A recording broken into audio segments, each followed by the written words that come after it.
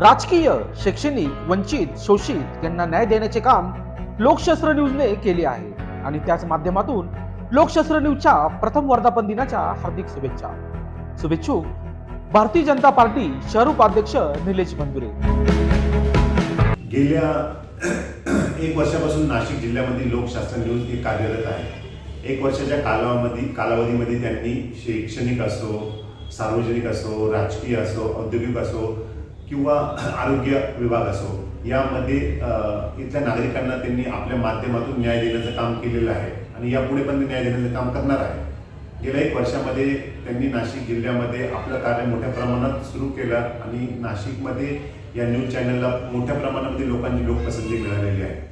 आज 3 जानेवारीला ह्या लोकशास्त्र न्यूज चॅनलचा वर्धापन दिन आहे. त्यानिमित्त मी त्यांना माझ्याकडून, माझ्या परिवाराकडून